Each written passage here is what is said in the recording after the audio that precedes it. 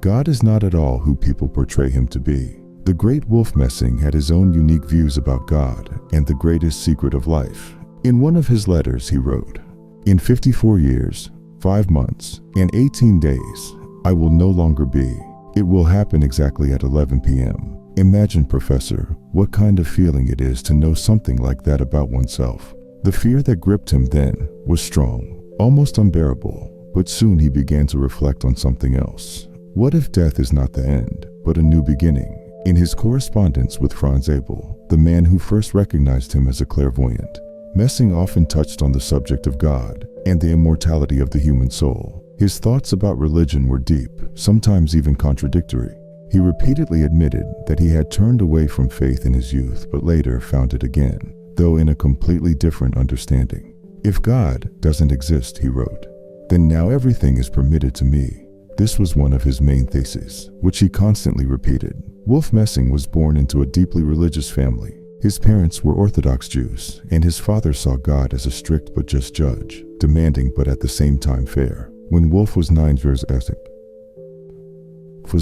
old, the rabbi advised his parents to send the boy to a yeshiva, an educational institution where spiritual leaders were trained. His parents approved of this decision, but Wolf himself categorically refused to follow this path. His parents initially tried to convince him, argued, but eventually accepted his decision. It was during this period that something happened, which Messing long considered a real miracle. One late evening, his father sent him to a local shop to buy groceries. When Wolf returned, he saw a strange figure at the door of his house, a huge white figure standing out in the darkness. Little Wolf was astonished and scared. He decided it was a heavenly messenger. The figure spoke loudly and clearly. "I have been sent from heaven to tell you that you must dedicate your life to the service of God."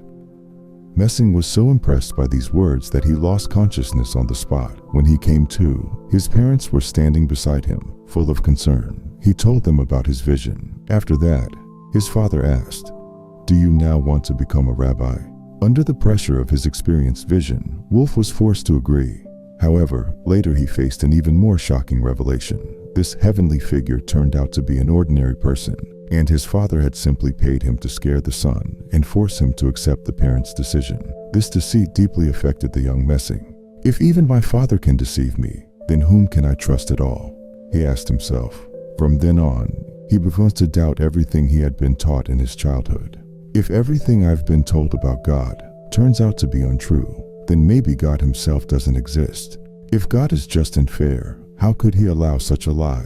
These reflections led the young Wolf to decide to leave home and religious education. He fled from his parents, from religion, from everything that had once seemed important to him. Left without money and means of livelihood, Wolf for the first time faced the real necessity of survival. He tried to break open a donation cup, but there was too little money in it. Then he thought, if God doesn't exist, then now everything is permitted to me. This thought inspired him to decisive action. He headed to the train station to flee as far as possible from his former life.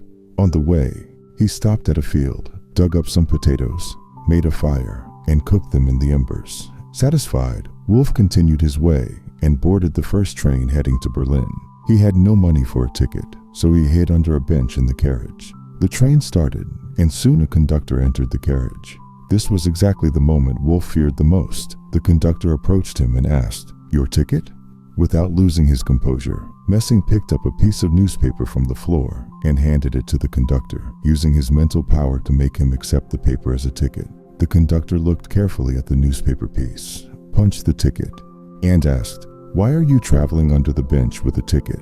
This was the first instance where Messing realized his ability for suggestion. Later, he would recall this moment as an important step in understanding his extraordinary abilities. In Berlin, he met the psychiatrist Franz Abel, who was the first to recognize his unique abilities and called him a clairvoyant. Abel constantly pushed Wolf to develop his abilities and did not let him stop.